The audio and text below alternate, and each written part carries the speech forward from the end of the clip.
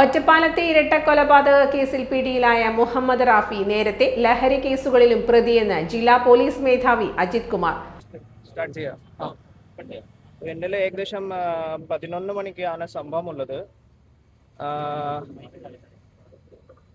ഇതിലെ ഒരു പ്രതി മുഹമ്മദ് റാഫിയാണ് പേരുള്ളത്. ഇയാൾ ഇങ്ങോട്ട് വന്നു. രണ്ടാളുകൾ ഇവിടെ ഇത് പ്രായമായിട്ടുള്ള രണ്ടാളുകൾ, അതിൻ്റെ ഒപ്പം ഒരു സ്ത്രീ, പിന്നെ ഒരു കുട്ടി, 4 പേര് മൊത്തം ഈ വീട്ടിൽ ആ സമയത്ത് ഉണ്ടായിരുന്നു. ഇയാൾ കത്തിക്കൊണ്ട് ആക്രമിച്ചു. നാസിർ പിന്നെ സൂറ ആണ് രണ്ടാളുകൾ ഇപ്പോൾ മരിച്ചു പോയിരിക്കുന്നത്. നാസിറിൻ്റെ ഒരു 68 വയസ്സാണ് ഏകദേശം ഉള്ളത്. സൂറ 56 years old അപ്രോക്സിമേറ്റ്ലി. പിന്നെ മുഹമ്മദ് ഇഷാൻ ഒരു 3 വയസ്സുള്ള ഒരു കുട്ടിക്കാണ് പരിക്കപ്പെട്ടിട്ടുള്ളത്. ഈ സംഭവത്തിന് ശേഷം ഇയാൾ ഓടിപ്പോയി. നമ്മുടെ പോലീസ് പാർട്ടി പിന്നെ കുറച്ച് ലോക്കൽസിൻ്റെ സഹായത്തോടെ ഏകദേശം 4 മണിക്ക് അപ്രോക്സിമേറ്റ്ലി ഇയാൾക്ക് ഞങ്ങൾ കണ്ടുപിടിക്കാൻ സാധിച്ചു. അപ്പോൾ ഇയാളുടെ കയ്യിൽ കുറച്ച് മുറിവ് കൂടി ഉണ്ടായിരുന്നു.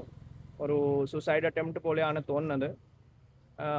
ഇയാൾ ഈ കുട്ടീൻ്റെ ഉപ്പാണ്.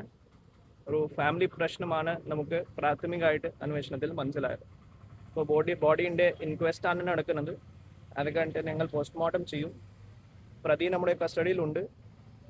പ്രതിൻ്റെ അറസ്റ്റിൻ്റെ കാര്യം, പിന്നെ റിമാൻഡിൻ്റെ കാര്യം, മറ്റ് സയന്റിഫിക് അന്വേഷണത്തിന്റെ കാര്യം ഇപ്പോൾ കണ്ടിന്യൂ. പല കേസുകളിലും പ്രതിയായിരുന്നു എന്നുള്ളത് കുറച്ച് കേസുകളുണ്ട്. NDPS അടക്കമുള്ള കേസുകളാണ് നമുക്ക് മനസ്സിലായത്. പക്ഷേ നമുക്ക് ഇപ്പോൾ സിസ്റ്റം നോക്കിയിട്ട് കറക്റ്റ് ഏത് കേസുകളാണ് നമുക്ക് കൺഫേം ചെയ്യണത്. ഇപ്പോൾ ഔട്ട് ഓഫ് ഡേഞ്ചർ ആണ് നമുക്ക് തോന്നുന്നത്.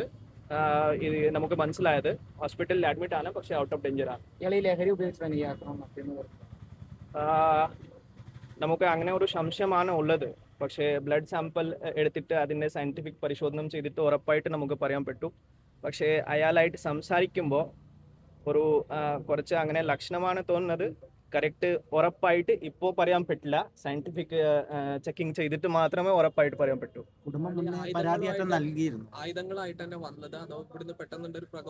അത് ഒരു പ്രാഥമികമായിട്ട് നമുക്ക് മനസ്സിലായത് ഒരു കുറച്ച് ആയുധം ഇയാളുടെ കയ്യിൽ ഉണ്ടായിരുന്നു.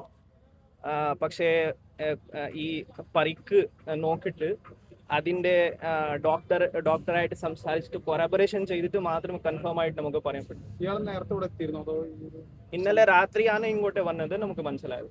മുമ്പ് പരാതികൾ നമുക്ക് നോക്കിയിട്ട് പറയാൻ പറ്റും. കാരണം ഇത് നമ്മുടെ ഇൻഫർമേഷൻ പ്രകാരം പൊന്നാനി കോടതിയിൽ ചിലപ്പോൾ ഈ കുട്ടീൻ്റെ പൊസഷൻ ബന്ധപ്പെട്ട ഒരു ഡിസ്പ്യൂട്ടാണ്. സെപ്പറേറ്റഡ് ആണ് താമസമുള്ളത്.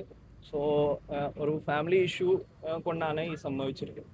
കൊലപാതകം നടത്തുന്ന സമയത്ത് ഇയാൾ ലഹരി ഉപയോഗിച്ചിട്ടുണ്ടോ എന്നറിയാൻ രക്തസാമ്പിൾ പരിശോധനയ്ക്ക് വിട്ടിട്ടുണ്ട്. കൊലപ്പെടുത്തണമെന്ന ഉദ്ദേശത്തോടെ യുവാവ് ആയുധങ്ങളുമായി എത്തിയെന്നാണ് കരുതുന്നതെന്നും SP മാധ്യമങ്ങളോട് പറഞ്ഞു.